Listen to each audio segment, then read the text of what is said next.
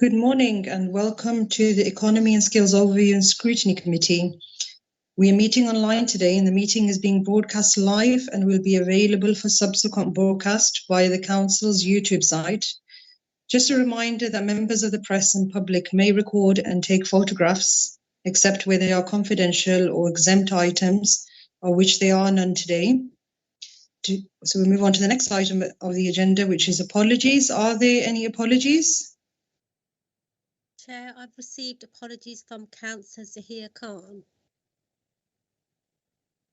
Thank you, Basima. Do we have any further apologies? None received, Chair. Okay, we just had a message from Councillor Aiken to say that he's trying to log in, but he's having issues with his laptop, so hopefully he'll be joining us shortly. So we'll move on to the next item of the agenda, which is declarations of interest. Although we are not in a formal meeting, I'd like to take the opportunity to ask members to declare any interest, if any. Yes, Councillor Griffiths. Thank you, Chair. Yes, I'm a trustee of the Midland Industrial Association, which is a small cooperative business, a trustee of Sport Birmingham, and a non-executive director of a Civico, all of which may have some conflict with some of this discussion. Okay. Kerry, would you be able to advise on that? So I think that would be related to item 4 of the agenda. Possibly would Councillor Griffiths have to remain out of that item? Chair, I think as we are informal, Okay. I think it should be fine. All right, that's fine. That's fine. So that's fine. Thank you for that, Councillor Griffiths. Thank you. I'll try and get my hand down. Thank you. So we'll move on to item 4, which is one of our main items of business. So it's the role of property management, highways and regeneration policies and the impact of highways works in relation to the Council's approach to small businesses and small business cooperatives. So this is following the meeting, following the motion agreed at Council in December on the Council's approach to small businesses and small business cooperatives. It was agreed that this committee would investigate further, and I'm pleased to welcome a number of officers from the Inclusive Growth Directorate who have joined us today.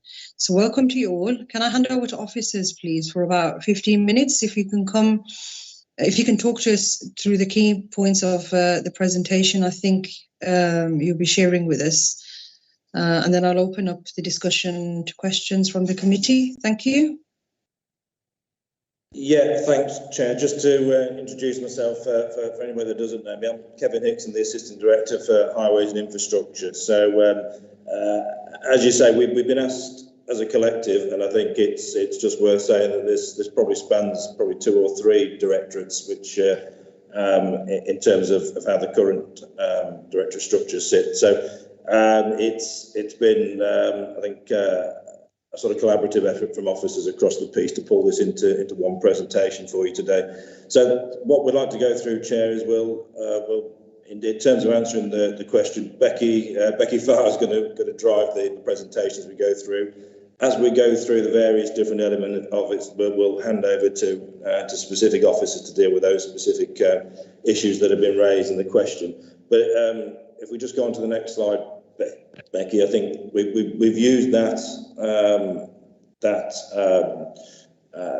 City Council motion as the basis for that ask of what we're presenting today.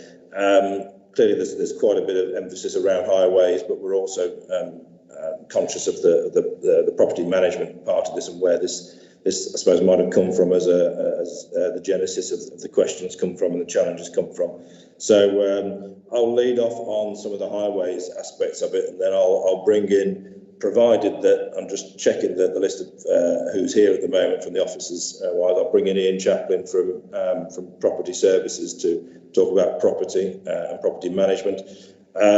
And then we've also got others on the call who can cover the sort of different topic items that we've got there on this slide. And I'll wrap up at the end in terms of just bringing it to a conclusion, and then, as you say, Chair, opening up to any questions or comments from members. So, yeah, so just to start on some of the sort of high-level highway stuff, I suppose just coming in as BCC, as it's got various roles, I suppose, and our responsibilities. The first one is as a streetworks authority. So I think what was key from the question that was being asked was again how the role of streetworks impacts on small businesses. So as far as the City Council is concerned, we've got that role of coordinating and managing activity on the highway, and that is largely utilities, that's largely water, electric, gas, but there are other activities that take place on the highway that we have to manage through what's called a streetworks register, which ensures that things like events are also captured. Our own works are captured as the City Council, which we'll come to in a moment, but it's a role of ensuring that that is done in a coordinated and managed way.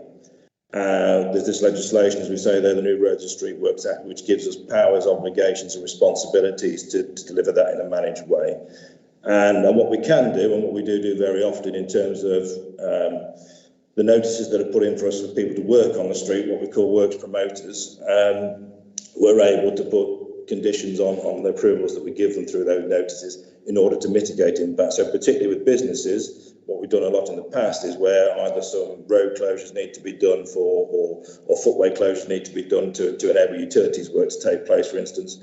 We will firstly insist as part of the conditions that works promoter will have to engage and communicate and consult with affected frontages and businesses, and then through the traffic management approvals that they get, signage, times of operation, that sort of thing, we will look to put into place to ensure that businesses are supported.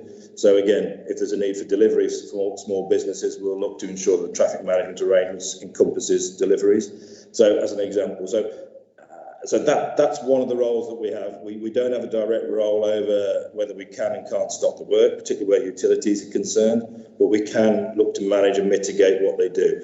And just the final bullet point on that first heading there on streetworks, what we do have coming soon later in the year is a change to that noticing process to what's called streetworks permits. And those permitting powers, those permitting legislation gives us a lot more powers, a lot more scope for enforcement, a lot more scope for doing a more rigorous sort of work through every single one of those notices that comes into us. So permitting will give us more powers and more control over what goes on the network.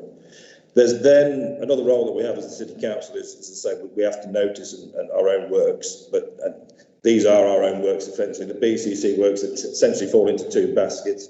Those maintenance works that we do, so whether that's footway or carriageway, road resurfacing, or whether it's new works, and to go to the full extent of that at the other end of the scale with that sort of the Perry-Bar regeneration type projects, those highway improvements, they're all done under the Highways Act.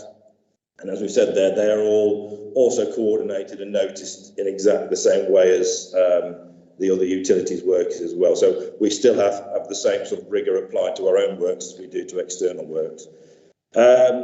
Mitigation of impacts, as we said, we can require them, and we do where we need to require the works promoters to engage in liaise so that those conditions of approval suit the businesses and residents and anybody else who's going to be affected by it. And again, we can mitigate that through the traffic management arrangements, as I've said earlier.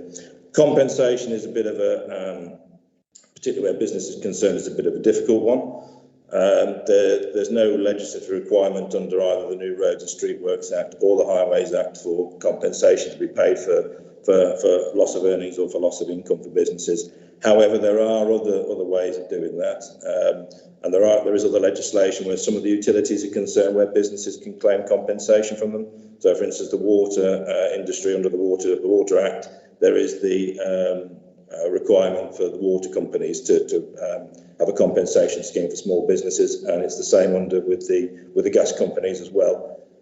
And in terms of other works where, and that's particularly on long-running improvement works, there is always the option for businesses to apply for business rates release as an alternative. And then finally, on some of the bigger schemes that other organisations that run Metro being an example. So the Midland Metro Alliance have also had a small businesses compensation scheme in when they've come through with the tram extension in the city centre. So again, so individual organisations can and very often do look to provide some compensation to small businesses, but there's nothing within the legislation that allows that to happen. So it's very much a sort of voluntary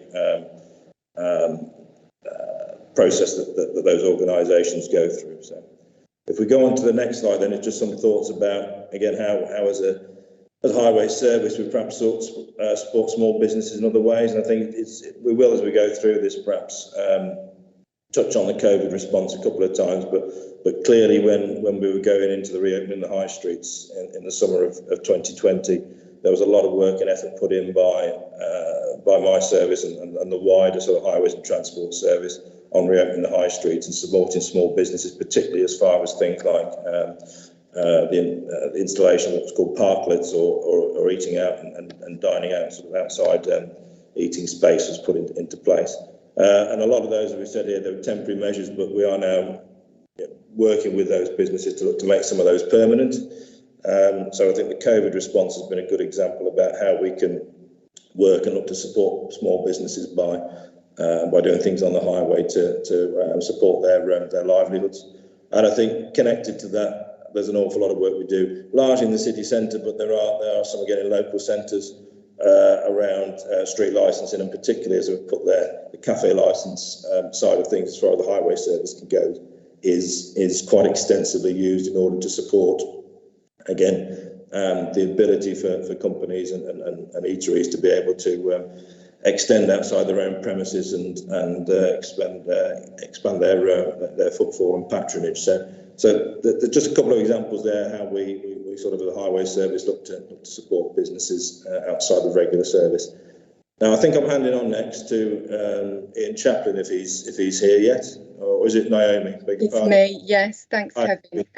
So I'm Naomi. I manage the income team at Property Services, dealing with all things income, lease renewals, rent reviews, and the new letting of void space. So Ian has asked me if I could step in his absence, just to go through Property Services strategy on how we're managing to assist with small businesses and individuals, and what we're doing to support them. So yeah, if I can just talk you through the slide that we have here. So in terms of property then, the existing portfolio and approach. So we have around 5,500 properties, and of that we've got 4,500 commercial tenants within the portfolio. A large percentage of those tenants are actually individual traders and small businesses.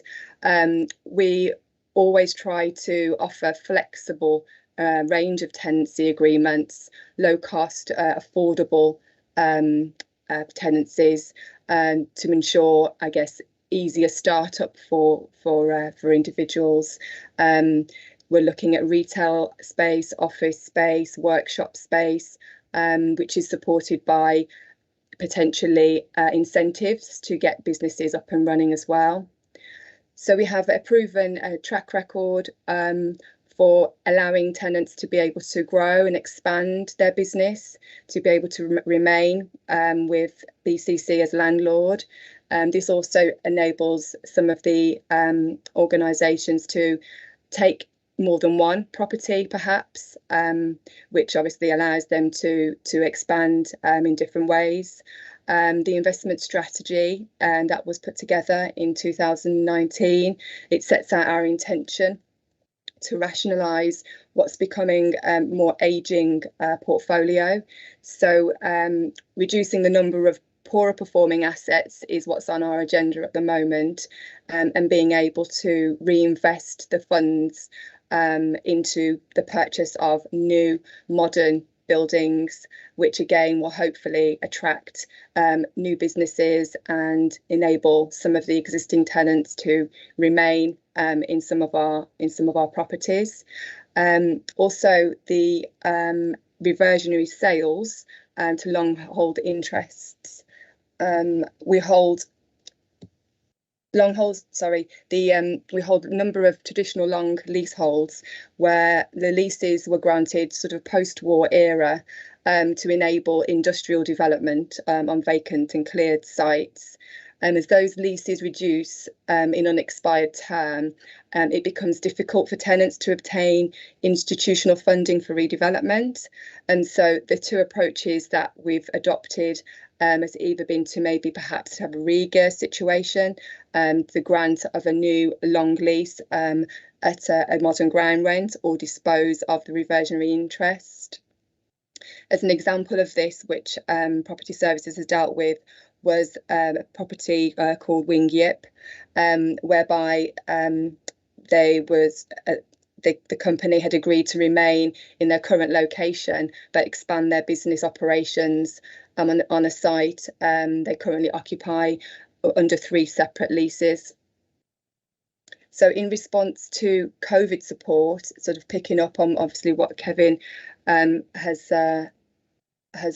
advised in terms of highways, from a property perspective, Ian Chaplin has, as a head of service for investment property management, has been working as part of the business and economic recovery cell for the past couple of years, and this has ensured that Property Services and has worked with corporate and government to ensure that the grants and funds have been available to our commercial tenants, as many as possible really, where they've been applying for government and financial support. So our management teams have been working hard to ensure the tenants have been supported and being eligible and entitled to what they're eligible for during the pandemic. Just a final point on the COVID response and support. So the supportive approach on payment of rent and service charge. So the management teams have had to sort of halt on debt recovery. That a moratorium has been in place since March 2020 and not due to expire until the end of March this year. So again, we've been encouraging where there has been sort of delays in payment of rent and service charge, sort of putting payment plans in together to help them manage their finances and outgoings. And then just on the future approach.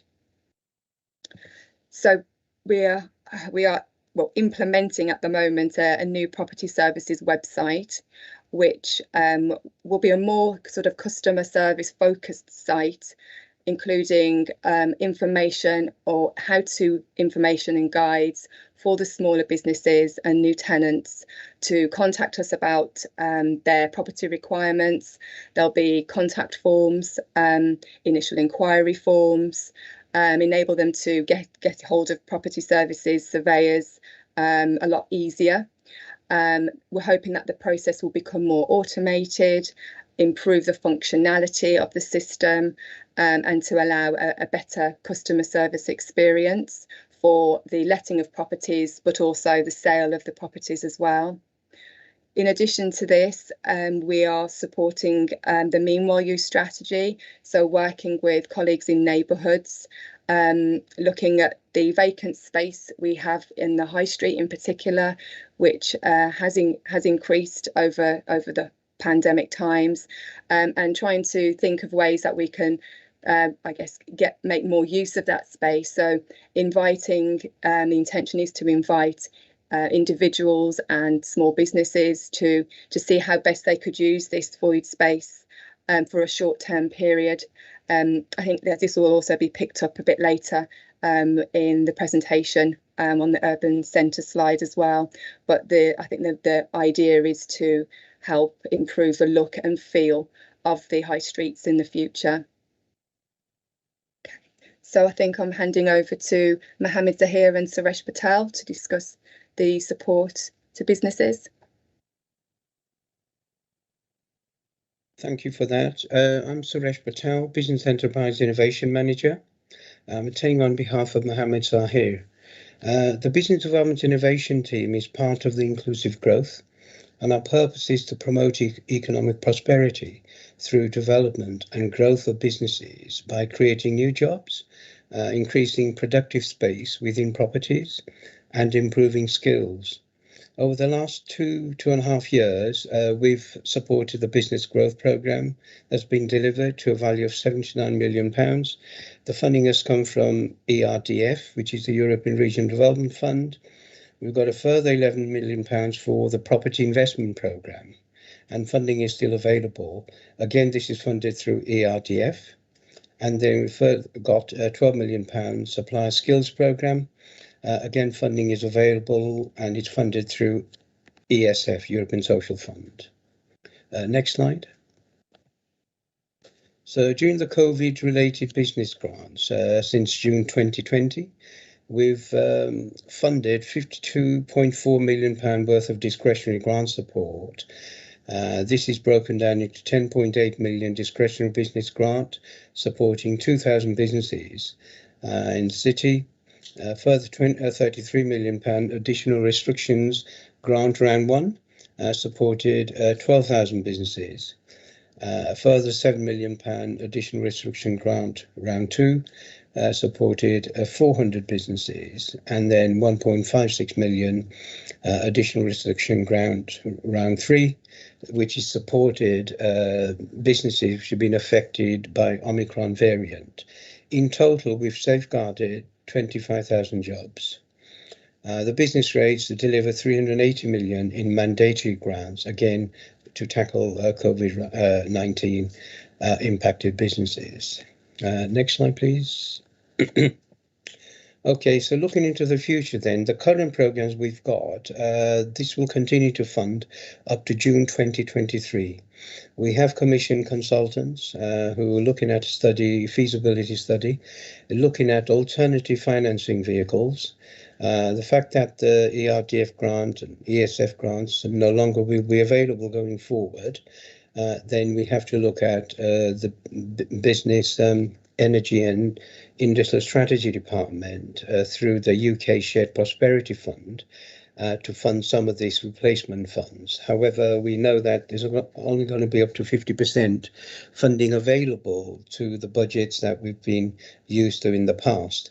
That then puts pressure on us to look at the role of grants and whether we should look at alternative financial mechanisms like repayable grants, loans and equity options. And we're also waiting for the levelling white paper to provide some feedback on that as well. Finally, I would say that our contribution is part of the solution to strengthening the local economy by creating new employment opportunities, thereby increasing disposable income and reducing state dependency. Thank you very much for that. I think it's Over to urban centres, yeah. Yeah, is this Asia picking this one up?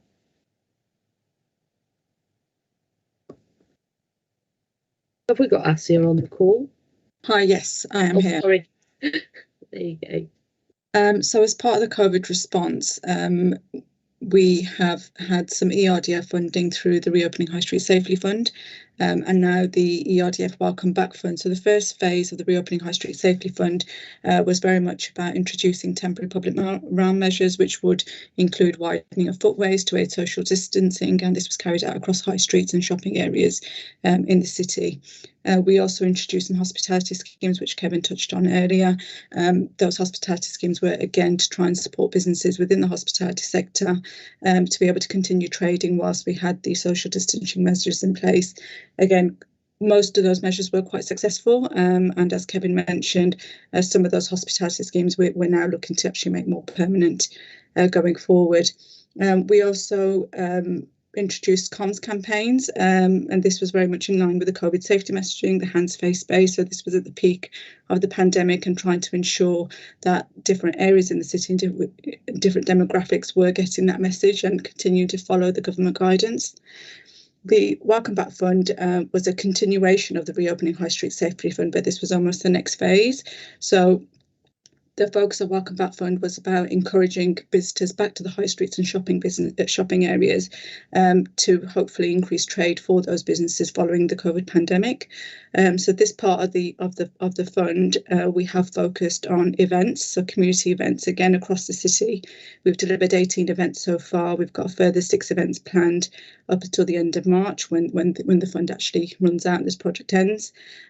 We've also invested in deep cleaning and graffiti removal across the city, again focusing on high streets and shopping areas.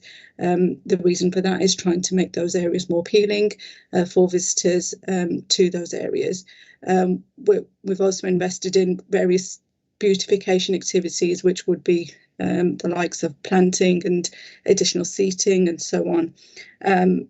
We're also looking at the next step now, which again Naomi touched on earlier, which is the meanwhile use policy.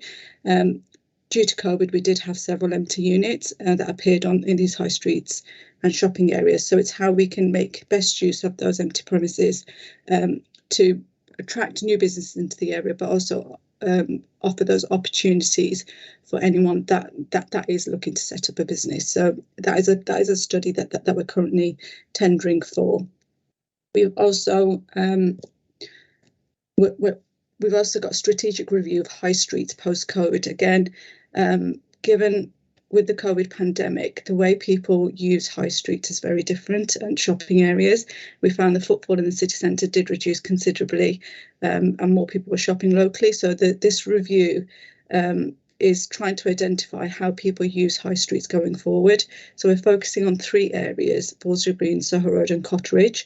But this study would then pave the way for how we view and how we develop high streets going forward. I think I'm handing over to Becky now. Thanks, Asia. I'm Becky Farr. I'm the Development Planning Manager for North and West Birmingham.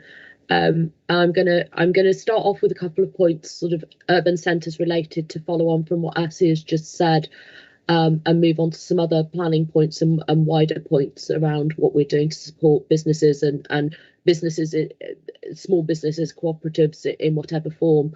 So we have an urban centres framework which provides a strategy for centres, and which the work that Asia has just talked about being commissioned fits within and supports. And obviously a lot of our small businesses are based in town centres and urban centres and small shopping parades, so there's a synergy there.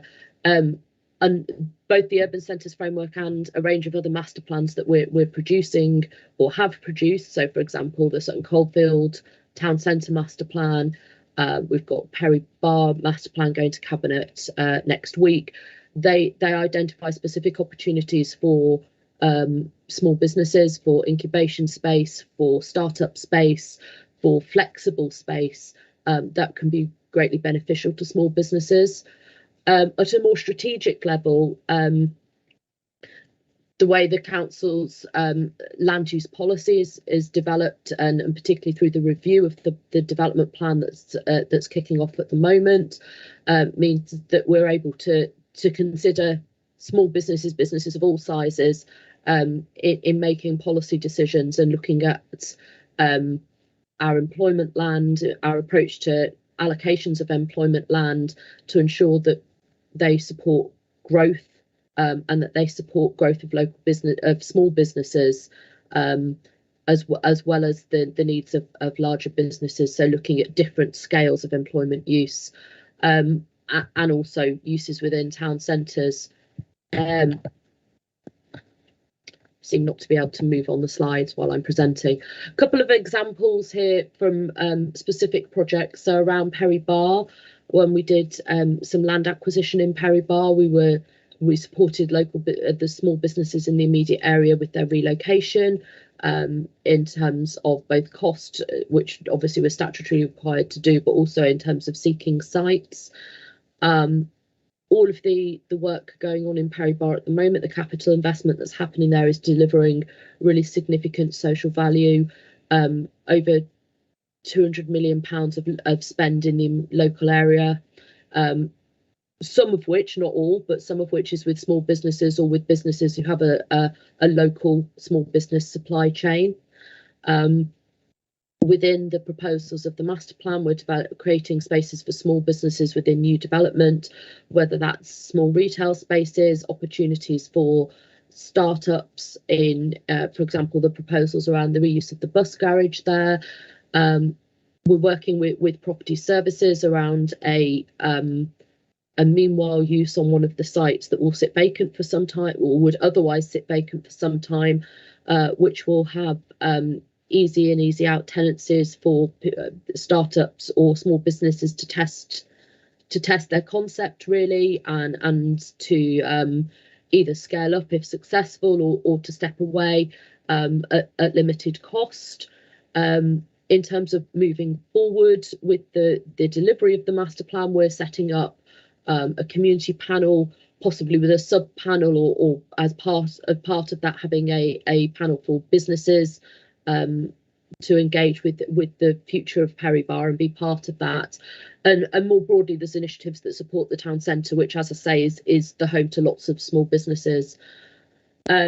East Birmingham is another major initiative for us in the Inclusive Growth Directorate.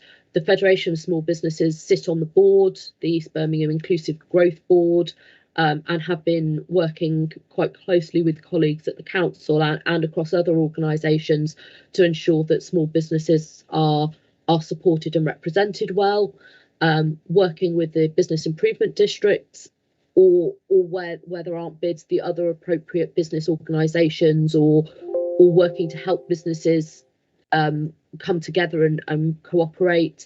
The Cooperative Council's Innovation Network has also been involved, although they don't sit on the board, have been directly involved in the proposals that have been developed there. And there's some emerging proposals around a public health network with local businesses. That's something that's being developed at the moment. It's not something that's up and running yet, but is a really interesting opportunity to kind of help businesses with their sustainability, and also bring people into work who perhaps otherwise wouldn't be able to. And by having a dedicated team around East Birmingham, we've also then been able to put in place name contacts who can work with local businesses as needed. I don't think we should be covering anything in any meeting without referring to our Route to Zero ambitions. And SMEs are really well placed to respond to new opportunities and approaches, particularly through the low carbon agenda, because they have the fleet of foot, the flexibility to move much more quickly than a lot of other businesses can, or a lot larger businesses can.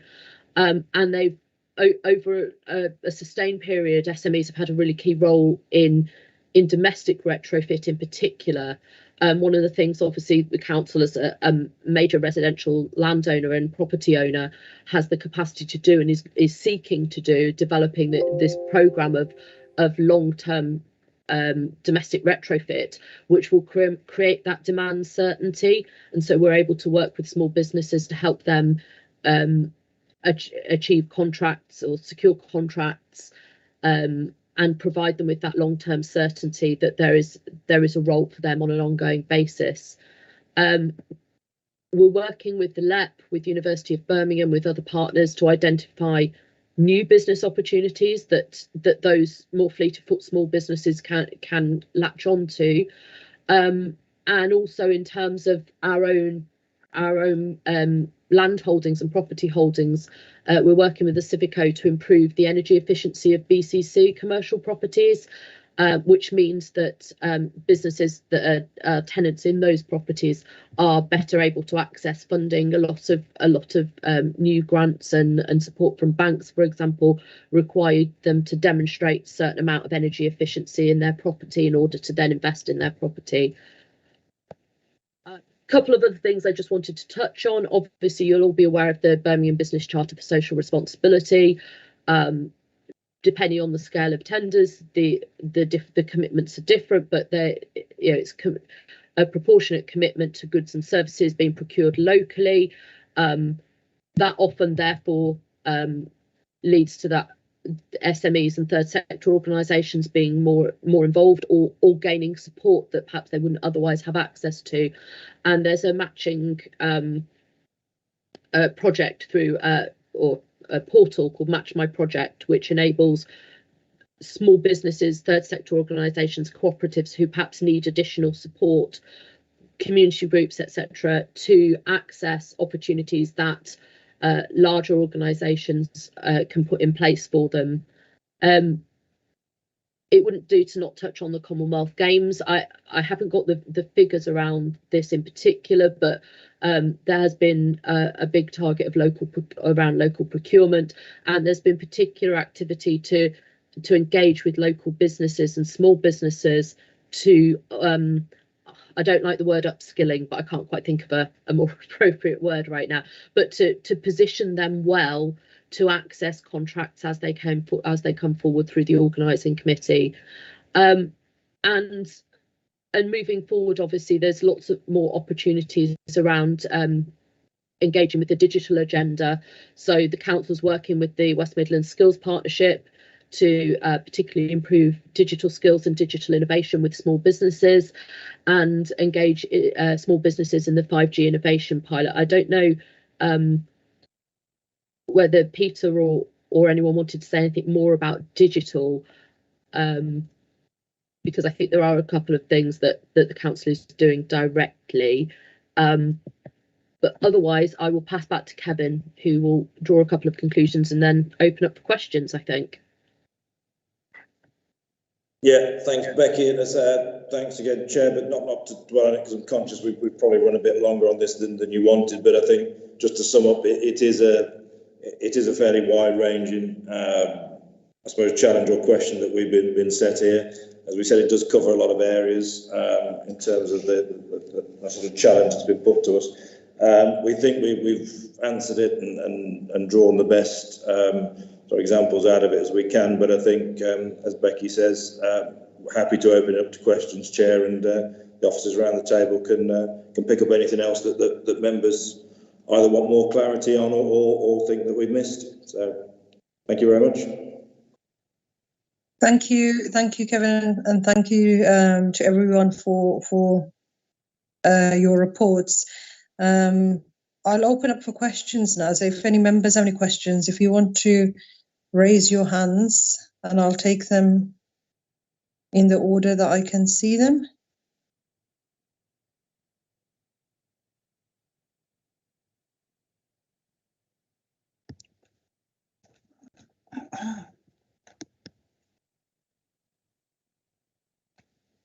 Councillor Lan, would you like to go first? Oh, please? thank you. Yes, my question to Kevin.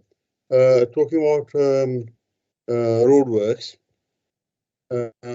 which do cause major disruption, not only to our traffic movements causing congestion, but also to the residents and the businesses alike.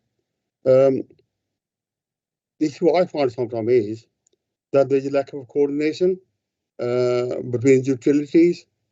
Sometimes there's different utilities start the work on different times when they could have coordinated the work together to rather than have the work on separate occasions. I mean, so there's the need for all the utilities to work together to do the work in the area more at the same time, so that we don't have disruptions more often. And secondly, in my experience, I've seen these BT boxes on the pavements. If they get damaged, the BT are quick enough to put the barrier on them, but then takes months and months before they do anything. And that causes is obstruction of the pavement and sometimes trip hazard to the pedestrians. Can we do something about it, please? Thank you. Yeah, happy for me to come back on that one, Chair. Yeah, Kevin, do you want to respond to that? And if members have any questions, if you want to raise your hand, please. Yeah, I think just as ever with this, I tend to work backwards with the questions. So yeah, Councillor Lamb, I think on the BT boxes, yeah, I'm not, and general telecommunications sort of boxes, I suppose, most of them being BT, but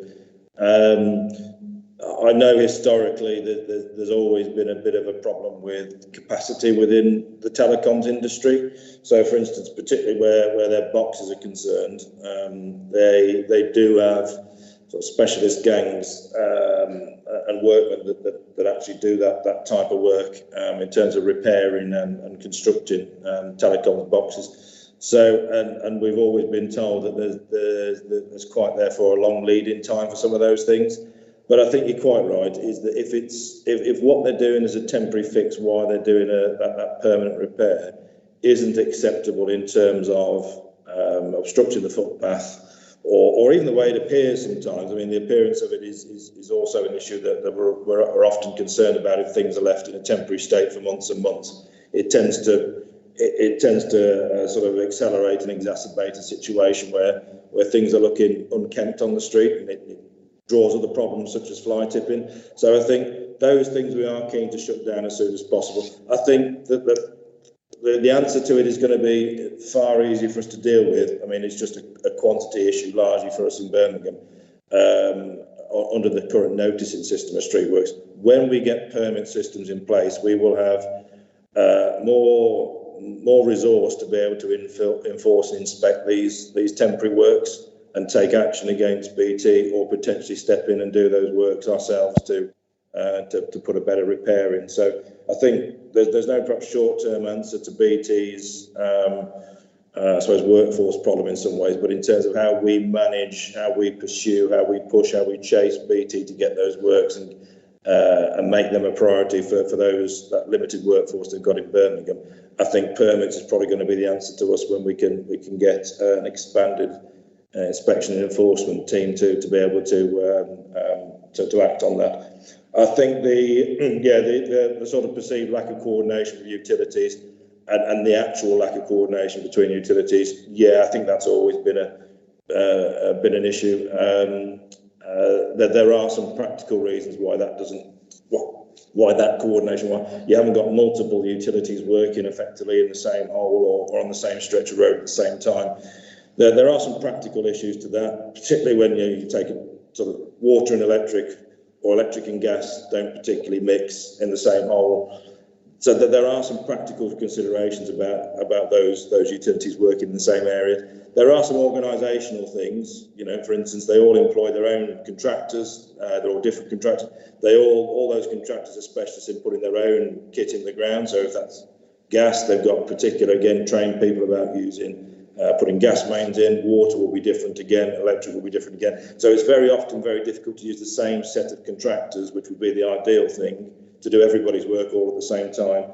And I think finally that there were incentives put into the last New Roads and Streetworks Act and the code. There were incentives put in for utilities to work together on those things. But to be honest, the incentives are so small in terms of what they gain for it financially, that it's really not worth their time a lot of the time coordinating it. We will try and pull them in to ensure they're making, we're having the minimum impact on a particular length of road or a particular junction or whatever it is in terms of the work that's being put in there. But very often it will be a case of one of those other things will be a greater pull for them not to work together. So whether that's about having specialist contractors for their kit, or whether it's about health and safety issues about working in the same area, that will be that will be their draw, that will be their preference in the end about and what they will say to us about why they can't pull that in together as the same work.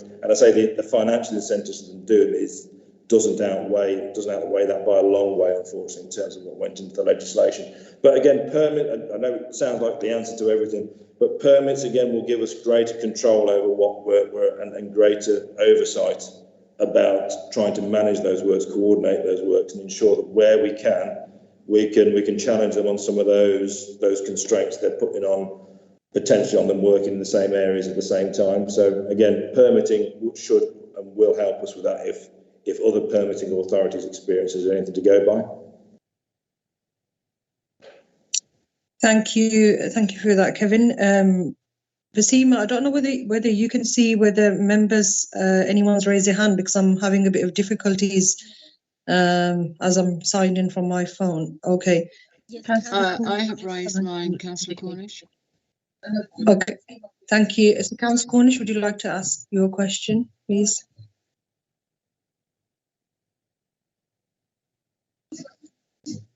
Councillor Cornish, would you like to go next, please? Thank you, Chairman. Thank you very much for the presentation, but I have to say it's covered so much. We now know how much of a challenge everything is, not that we didn't know it before.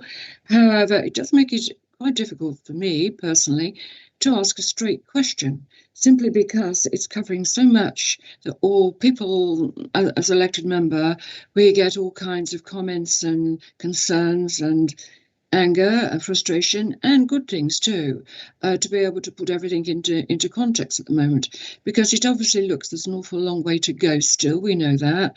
I do think it's time we stop referring back too much to COVID. We are coming out of that and we have to move forward anyway, which we're all really, really grateful that we can do that.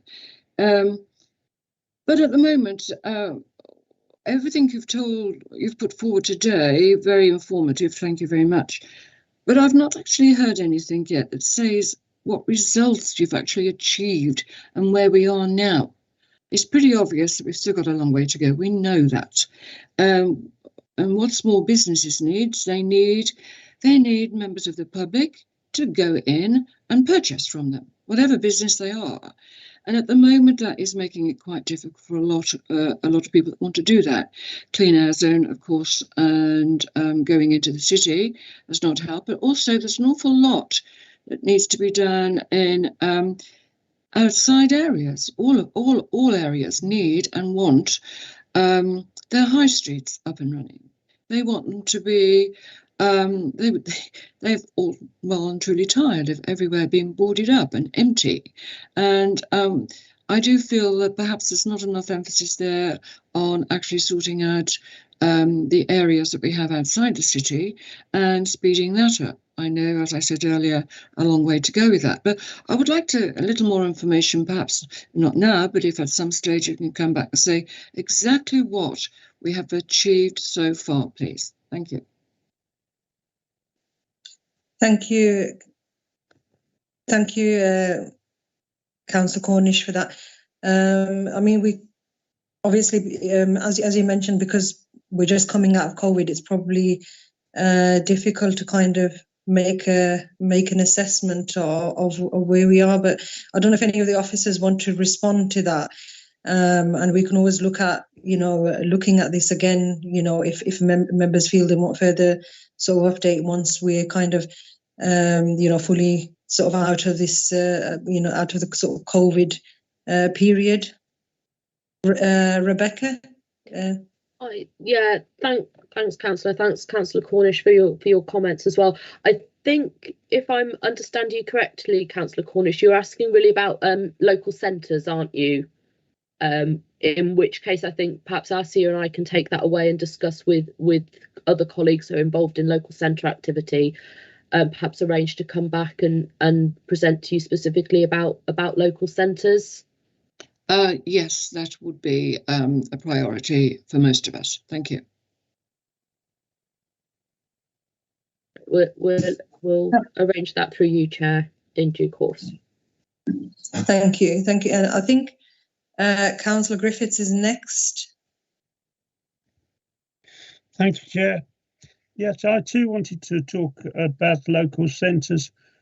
We have a very large regeneration going on in Kings Norton, and it's been devilishly difficult to get any work done on the local centre at Hawksley, where the Woodbury / Primrose Hill estate is now nearing completion. It's essentially to try and sell properties and open B&H homes if the centres that they're going to use for shopping are not given a facelift. The situation is even worse at the Fold, but I'm hopeful that some sort of plan is being developed to do the retail property up there. But there does seem to be a continued silo thinking here. If inclusive growth are about regeneration, then they should be including the retail offer in that region. The second point I wanted to make was concerning the property services energy efficiency program. I'm not clear whether that's actually continuing at the moment. Has that been put on hold, or is it still active?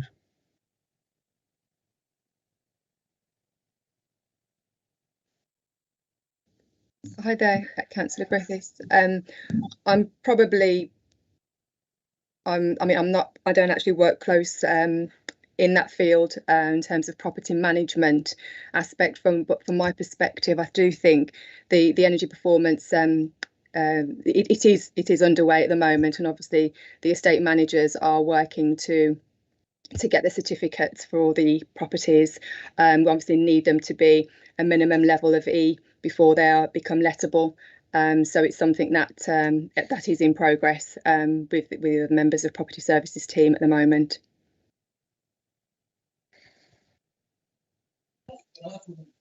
Thank you. Rebecca, do you want to add something to that?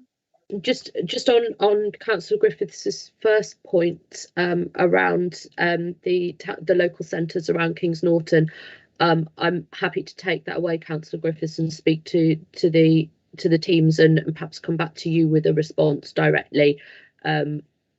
It's not in my patch. I know that sounds like a terrible excuse, but I cover the north of the city, so it's about as far from where my sort of core knowledge is as can be. I will speak to my colleagues and get some responses to you. Well, I can see Marion smiling with the fact that you cover the north of the city, so hopefully she'll get some work done at her end too. I try my best. Thank you very much. Thank you. Do we have any further questions before we move on to the next item of the agenda? Okay, I can't see anyone else raising their hands. So thank you all once again for your reports. And we'll be moving on to the next item of the agenda. Thank you. Thanks, Chair. So the next item of the agenda, which is item 5, so it's the Digital City Programme and Roadmap. And I'd like to welcome Dr. Peter Bishop and Raj Mack, who gave me a briefing on how technology can be used to improve and aid the economic development of our city. It was agreed that it would be valuable to get the committee's input as a report is due to be presented to Cabinet in April. I'll hand over to Peter now. Thank you, Chair, and welcome everybody. My name's Peter Bishop. I'm the Director for Digital and Customer Services. And Raj, just want to say hello? Hi, I'm Raj Mack. I'm Head of Digital Innovation and Partnerships, and I work for Peter. So Raj and I are going to do this as a double act, and we've got some slides which are actually included in your agenda items, but if with your indulgence, Chair and councillors, we will bring this to life for you. I was really interested in the conversations you were just having, and I think I will work with the officers on a really interesting initiative that we've learnt from our colleagues in London around how local high streets and policy interventions on local high streets can be really improved with a much more coherent look at the data and actually what's happening in those local centres. And I will pick that action up because I think that would add a lot of value to your role to actually see what's actually happening in those local centres and then look at those policy interventions that can work. There's been some very good work across a number of London centres with a very data-centric approach, which has actually added value, and I think that might be something for councillors to think about. But that's in the future. What Raj and I would like to update you on is something called Digital City. It's a key component of our Investing in the Future Cabinet paper and the broad economic development of the city. Now, Birmingham has a proud heritage of using technology and data to enable economic development of the city, with some notable proof of concepts and worldwide recognition. And some councillors will remember the Smart City Commission of 2013 and the roadmap that was agreed in 2014. And that was it was an ambitious programme established, and that was branded Digital Birmingham. Now, the pandemic has clearly exposed how vulnerable cities are and how much we rely on digital technologies. It's also triggered digital new ways of working. Sorry, Raj, I'll indicate when I'm moving slides. Sorry, if you could just go back. Thank you. And highlighted the importance of infrastructure. And we're all using that infrastructure today. I am actually in the centre of Birmingham. You're all in your centres, and how important that infrastructure is. We also know how that's played a really important part in maintaining economic growth, supporting a healthier, greener environment as people have tried to connect with each other, and for also health and social well-being.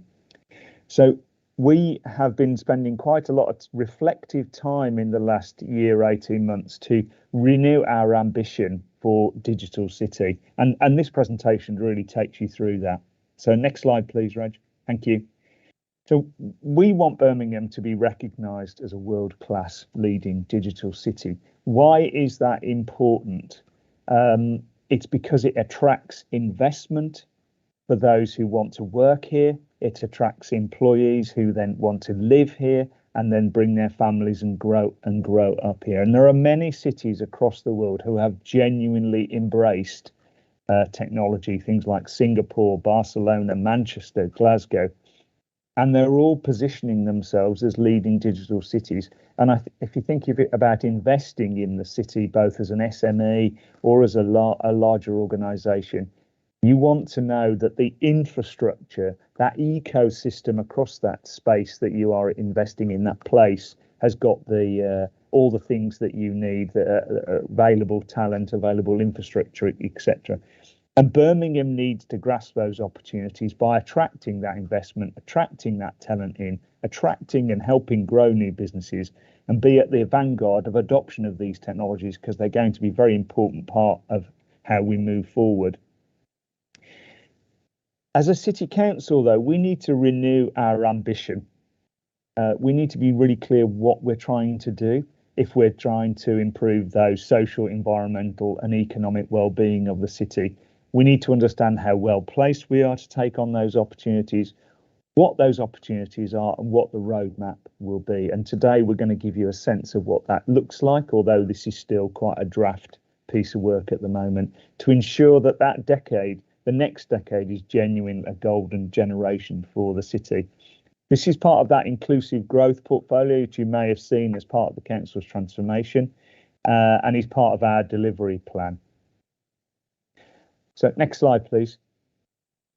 So what have we been doing? So since the sort of springtime over the summer, we have been doing a set of activities to renew and understand that ambition. We engaged a consortium called Jacobs and the Connected Places Catapult team, who've got significant experience of working in this space, to establish where we are as a smart city compared to other UK and international cities, develop that roadmap that will assist us in attracting public and private sector funding and investment, and deliver the required outcomes for local businesses and communities. And this is all an important part of that ambition to increase the pace and scale of growth for those that need it the most, while delivering on our climate change objectives. So we asked them to do effectively a maturity assessment to compare where we are compared to other UK or international cities, so that we could understand how we could improve our position and improve the outcomes for the city. Develop a roadmap with some high-level business cases linked to those proposed interventions, and Raj will cover those in a minute. And then through an extensive stakeholder engagement, recommend how we can tackle this challenge at a city scale, not a council scale, at the city scale. And that involves working in partnership with many organisations. And just so that you were all on the same page, if I can go to the next slide, what kind of things are we talking about? We all know connectivity is absolutely vital for the economic health, the social and health and well-being. We've all known how poor connectivity can have an issue, especially if you are trapped in your home, for example, through the pandemic, for example.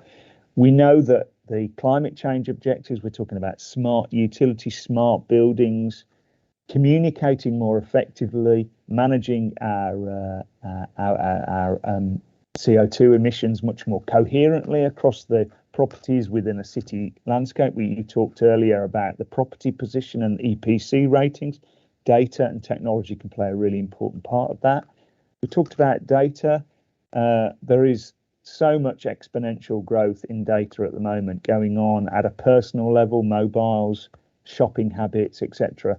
As I said right at the head of this, are we using what information we have available to us to really provide the kind of interventions to deliver that social, environmental and health and well-being? And then we talk about, well, what does that mean for how people use the city, how people walk around the city?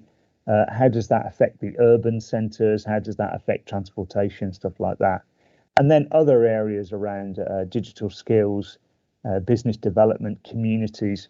And our digital inclusion strategy launched in November is just one of those levers that we're really pulling at the moment. Next slide, please.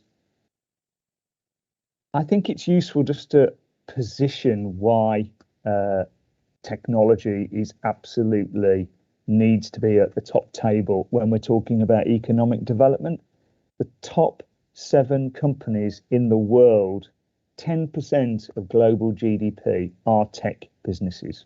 Now, you might argue that those tech businesses might not be paying enough tax, they might not be contributing to the social good of a particular city, but the growth of technology is absolutely significant. It is, and we have to embrace it, and we can't as a city ignore it. If we look at the social side of that, many jobs worldwide, 44% of employee skills will need to change due to automation. That is absolutely coming down the road. How can Birmingham help businesses adjust to that new reality? And then if we think about the environmental perspective, although behaviour change is absolutely vital if we're going to achieve our net zero objectives, we need to repeat the reduction in carbon emissions in 2020 caused by COVID-19 every year until 2050 if we're to get to where we need to, and technology needs to play a part. And of course, in Birmingham, how does this play out in terms of levels of investment, levels of digital inclusion, skills, motivation, productivity, and then general skills gaps, both to help people become economically active, but also to help businesses grow and develop as we go. Next slide, please. So I said right at the very beginning, this has to be a collaborative approach. We cannot do this on our own. The council has a really powerful convening role, but it cannot deliver this at scale. If we think about the combined authority, if we think about modal shift in transport, obviously we need to play a part in that. How are we using the data to change people's habits? How can we use data, for example, in terms of high streets? That's going to involve a very wide collaborative effort. So the work that we've been doing, and we'll go through some of the feedback from stakeholders. And we did over 35 interviews with 54 different stakeholders and organisations. And we also surveyed 12 different organisations. And again, just to get this very strong sense of what this means, what did they mean? And we were talking to employers, we were talking to higher and further education institutes, we were talking to health. We were talking to council officers, cabinet members, and a whole raft of organisations. And we did that so that we could understand where everybody thought we were against this broad agenda. And I'll hand over to Raj now just to sort of take you through that kind of feedback. Over to you, Raj. Thank you, Peter, and thank you, everybody. This is just a reflection on some of the conversations that consultants had with city stakeholders. We've used very much a user research approach, so we wanted to get really into the heart of what people thought. We wanted to have a good understanding of what they thought was important, where they thought the city had really good opportunities, but some areas where they thought there were some weaknesses and areas of improvement. So this is the approach we've taken to get a real understanding of how we can take this programme forward. I won't go through all of these, but there are a few that would be worth sort of mentioning. I mean, one of the things, and I think it's been iterated certainly in the previous conversation around that lack of coordination and leadership. So one of the key things that the organisations that we spoke to mentioned was that lack of leadership under a strategic vision. There's lots of good things happening, but having one vision, a strong leadership that gave that one strategic vision that they could coalesce their activities and they focus on would enable us to really improve a lot of the activities that we're doing at the moment. And linked to that was the sort of, again, the lack of coordination. Again, they recognise that there is lots of good things happening across the city, and there's lots of really good organisations based in the city, but a lot of it, there is some duplication sometimes, a lack of coordination. If we could bring some of that together, the added value that those would create would be really, really useful for the city and would improve our economic outcomes. The other area around trust, it has been highlighted, and I think it really works in terms of understanding how we work with our citizens and communities, because generally there was a view that lots of marginalised communities didn't trust institutions like the City Council and other public sector organisations. So how do we build those capabilities to enable citizens to have a better say, to engage more effectively, and give them the opportunity to be really, and for us to be really transparent about how we communicate what we're doing with them and how we're doing those things and why we're doing those things, and build that level of trust with them. And the last one I'll just sort of point out to was around identity and reputation. Birmingham is the second city, and there was a general view that we are punching below our weight, but those things are beginning to change, certainly with things like the Commonwealth Games and HS2 are beginning to bring us further up in the highlight about some of the things that we're doing. But in terms of our identity, there was a feeling that other cities are beginning to have that identity, and we really need to up our game in terms of creating that reputation, what Birmingham's really like. I'll move on to the next slide. So based on those conversations, and given the strengths that we have as a city, we're a really young city, we have a really strong emphasis on climate change. I know with the climate change emergencies, there's huge programs happening around to support that. And we want to be a livable city. We have, you know, one of the most diverse communities. We have huge opportunities. We've got greenery across the city. So based on those conversations that we've had with our stakeholders, what consultants identify is what should be the identity for the city.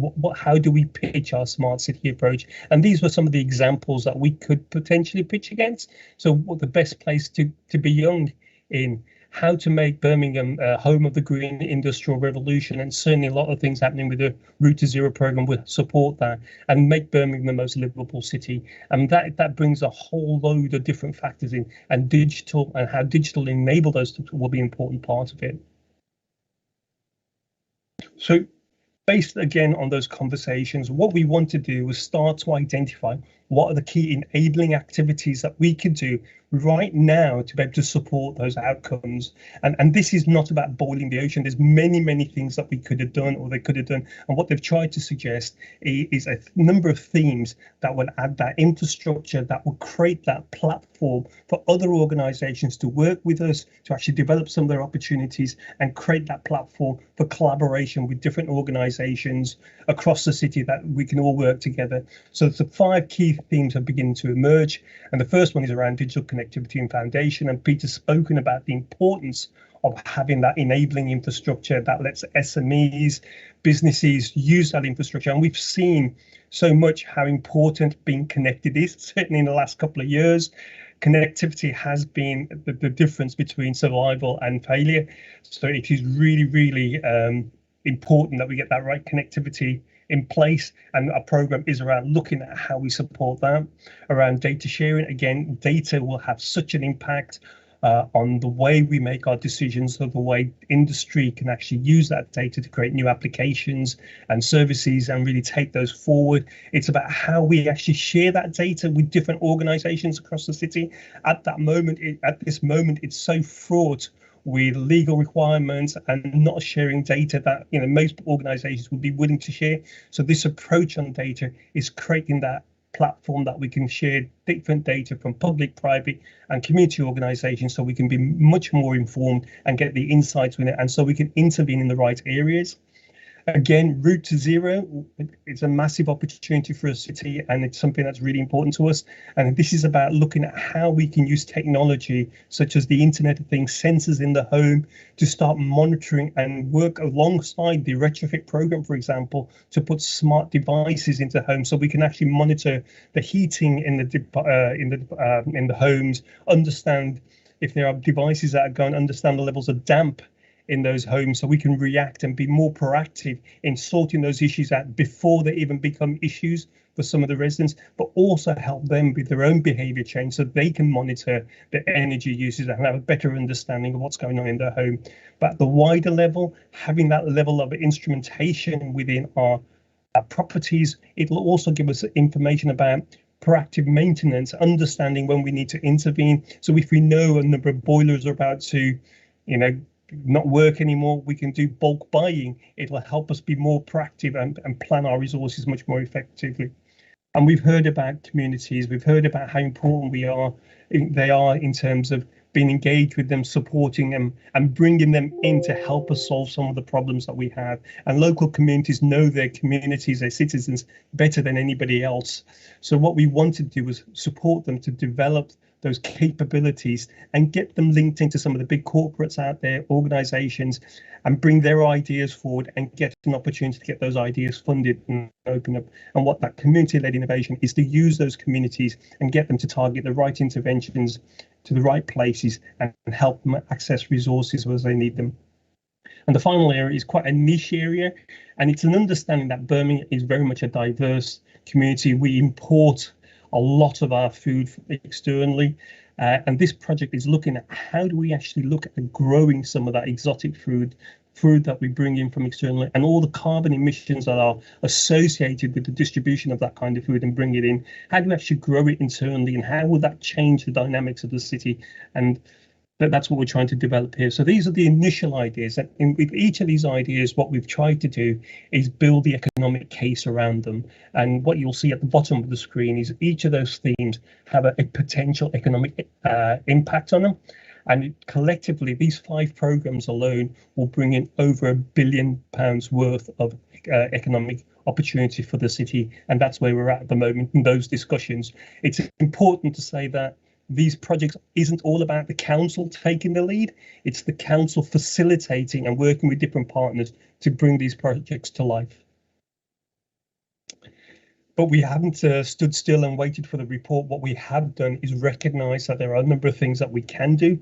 And here are a list of some of the things that we've already started doing, recognising that some of the interventions that we take are within our control. So for the first area about creating that right enabling infrastructure, is we've started working with the markets, the different organisations, to get an understanding of how do we have a full fibre connectivity across the city. So we don't just have cherry-picked areas where the economic viable areas get fantastic connectivity, but some of our more deprived areas don't get that, and we don't support it. And this is part of supporting that levelling up agenda. We know digital skills are really important, and Peter's already spoken about the digital inclusion strategy, and we've taken that further.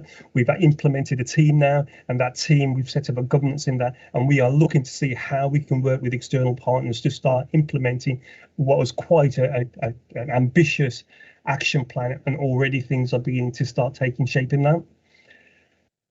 And we've started working with other organisations to look at some of the social housing aspects, to make sure that those people that are in social housing that can't get access to digital technologies have the infrastructure in place to support that at a price that's reasonable and affordable. Also, as part of the levelling up agenda on the social deprivation side, broadband and social housing is quite part of that.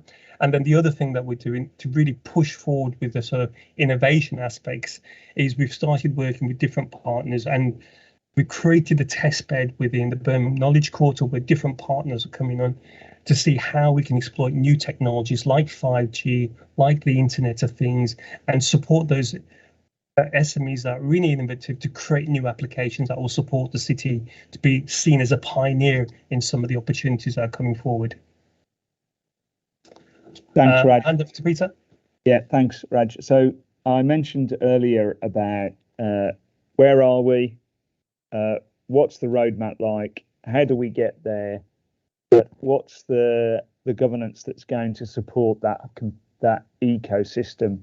And the consultants have recommended, based on the feedback, based on comparators with other cities across the world, that we absolutely need to convene what we might call a digital leadership environment and an advisory structure that pulls all those stakeholders together and works to the city board.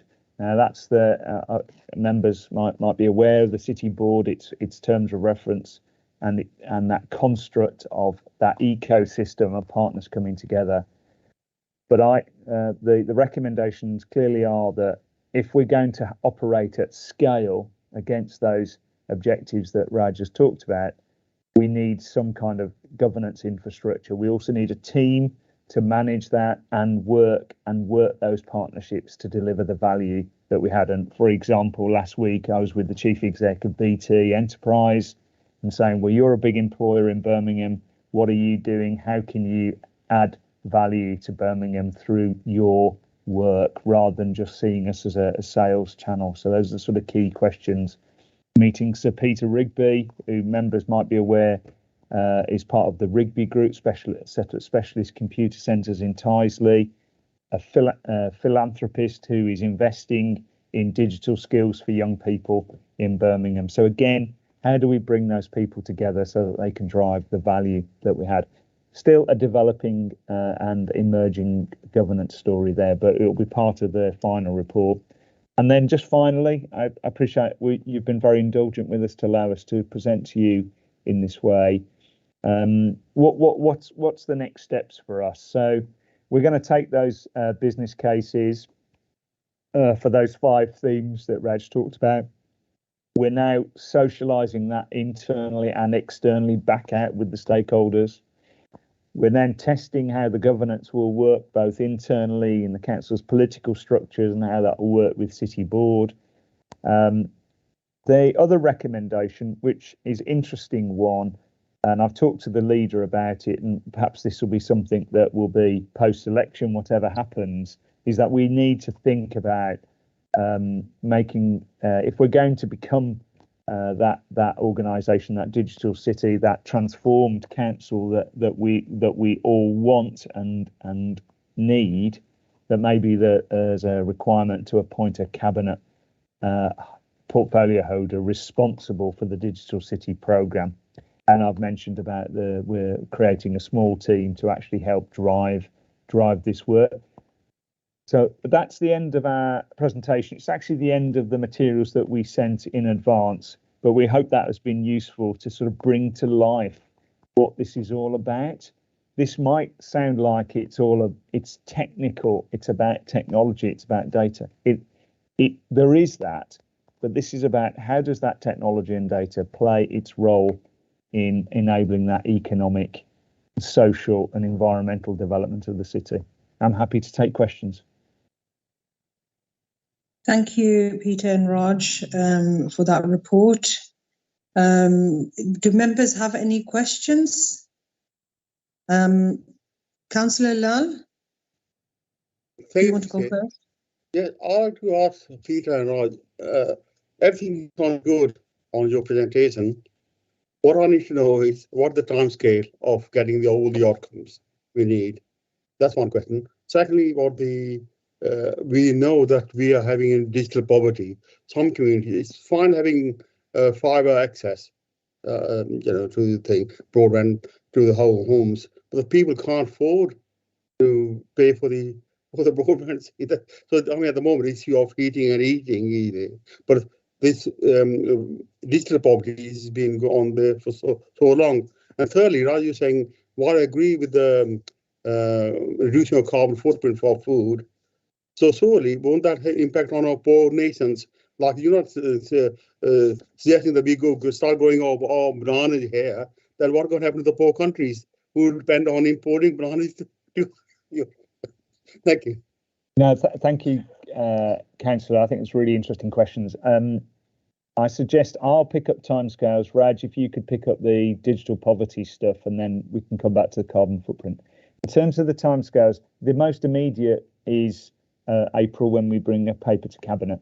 If we look at the connectivity project alone, that is, I mean, and by the way, there is significant investment already happening in the city through BT Openreach, for example. They've just announced another £50 million investment in the region to roll out full fibre, which is really, really positive. And that is happening right away. If we want to do a citywide scaled rollout of fibre, it will probably take 2 to 3 years at least to do that.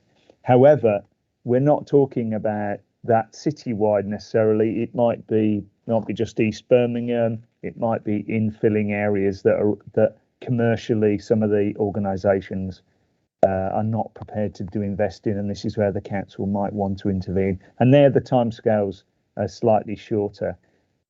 But some of these projects are not necessarily quick wins per se, although a lot of the work we've been doing in digital inclusion can actually provide very, very hyper-local, very fast support. And I'll just ask Raj just to comment on the digital poverty point. Thank you, Peter.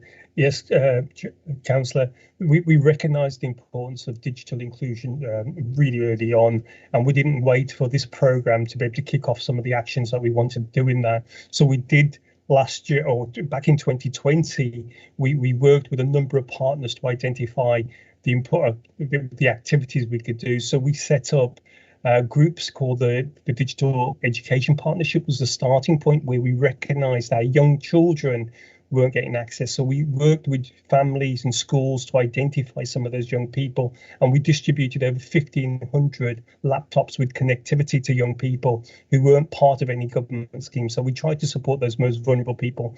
But moving forward, we recognised that this wasn't just an issue for young people, older people, or people of all ages were struggling with connectivity and getting access to devices. So the City Council, again, working with partners, has utilised some of its own resources. So it's put forward something like 700 desktops that it's given out for free into communities to support those organisations to get access, connectivity, and to work with those organisations that didn't have that. We've also identified 2,000 devices that we're giving out directly into vulnerable people to make sure they do have that connectivity, and we're working with charities and organisations to identify the right people.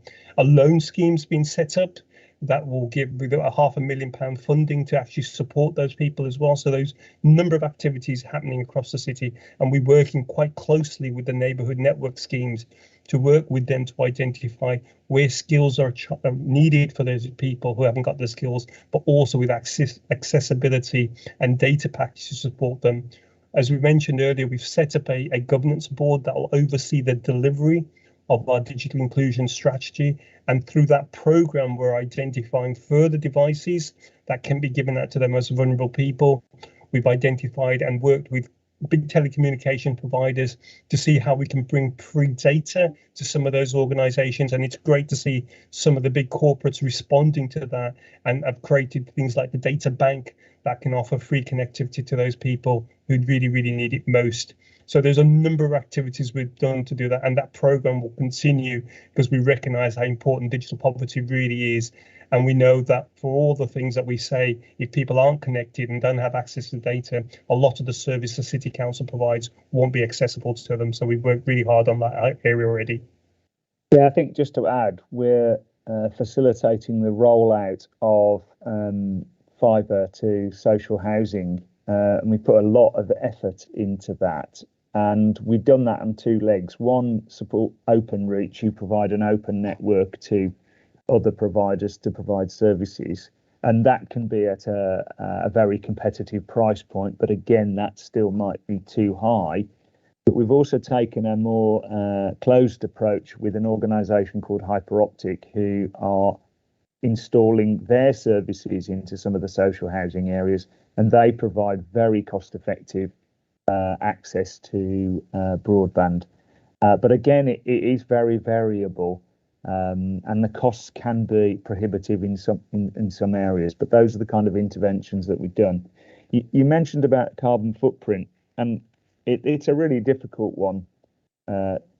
This project potentially would take work away from what might be seen as those exporting countries. But the difficulty I think we're all going to have to face is, as we make behaviour changes to improve our carbon emissions or reduce them or down to zero, that might mean that some difficult choices are being made. So it's I haven't got a particular answer on that, but it is an interesting philosophical one. And our new assistant director for Route to Zero, Ellie Hallwood, whose surname I now can't remember, but is helping us all educate us on the pros and cons of all these kind of decisions. They're not always necessarily so obvious in terms of carbon reduction.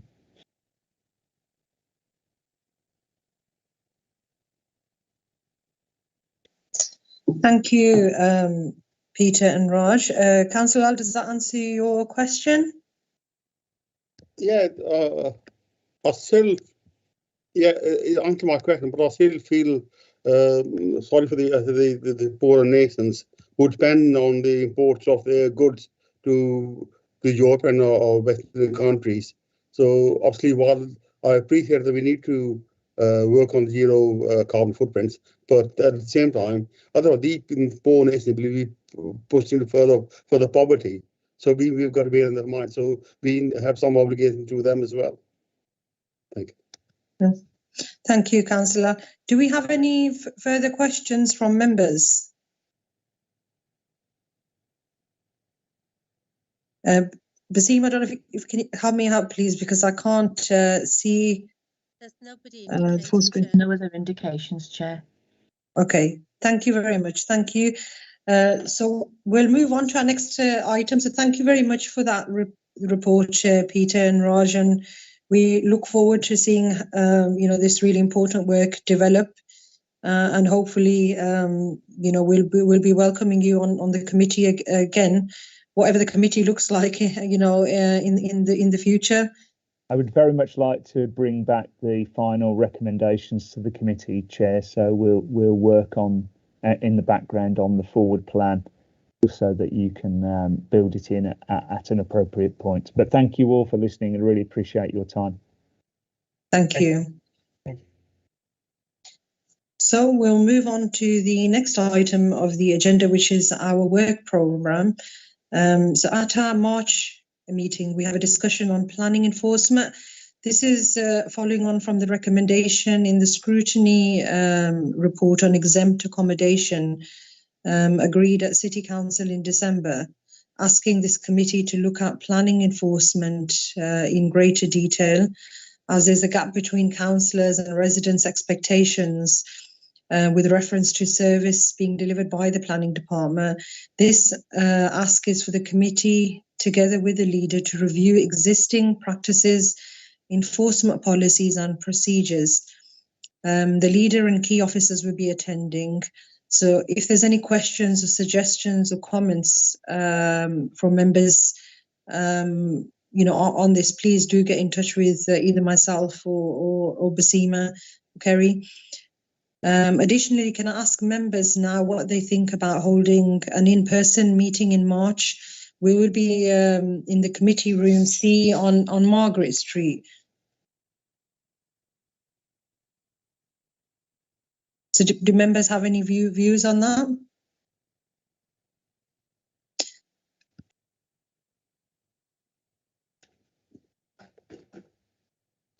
Councillor Al, did you want to? Chair, I don't know. I think people still have the option of continuing whether they want to go online or attend in person. Can we have hybrid option or not?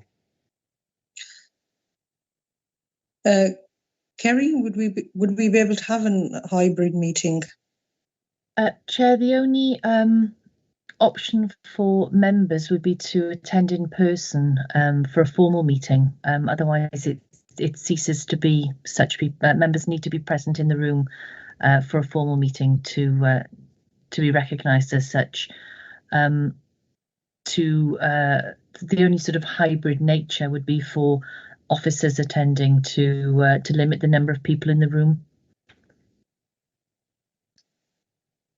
Okay. What we can do is if members want to think on it and then get back to either myself or Basima or Kerry on what they wish to do, and then we'll make a decision. Okay, so we'll answer what Kerry's saying. If it's going to be decision-making meeting, then we can't have a hybrid, so we got to be in person. So if he's we're going to make some decisions, then we have to go along, attend in person. Thank you, Councillor. Okay, so yeah, if we, because I know there's a few members who are not here today, so I think we can send that out to the committee and sort of get everyone's views, and then before we make a final decision on that. So we'll move on to the next item on the agenda, which is any other urgent business. So is there any other urgent business anyone wants to raise? I'd like to raise the April meeting, as currently we don't have anything on the agenda for April. I wanted members' views on whether they minded to meet, or would you prefer to cancel this meeting, as I believe everyone will be rather busy during April. So what are members' views on that?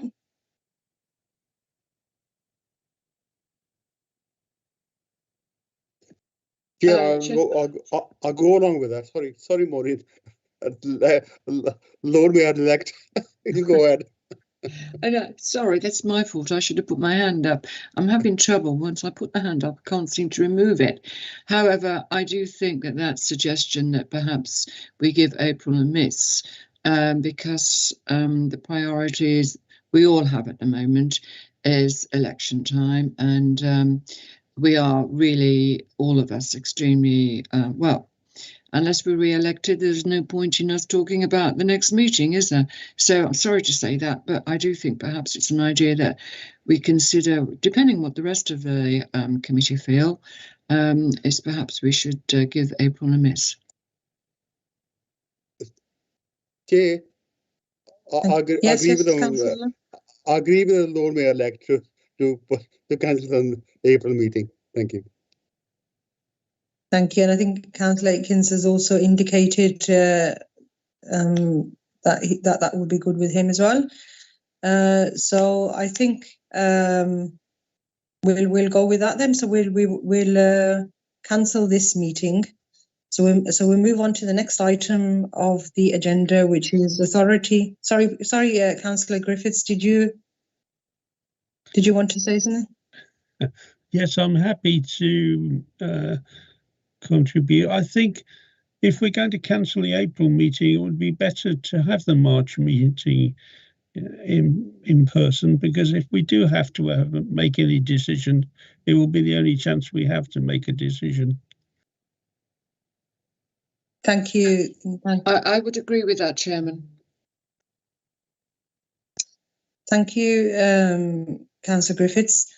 So, yeah, we can, I think the majority of us here sort of do agree on having the in-person meeting in March, but I'm aware that there is a few members missing. So if we just send that out and then before we make a final decision on that. So if we move on to the next item of the agenda, which is authority to chairs and officers. So do we have the authority to act on your behalf between meetings? Yeah. Yes. Yes. Okay, so that concludes our meeting for today. Thank you all for attending. I know it's quite a lot of information to take in. and hopefully see you all next month or shortly if you're staying on for the next meeting. But I think there's another link for that. Thank you, Chair. Yes, that's right, Chair. Thank you. Thank you.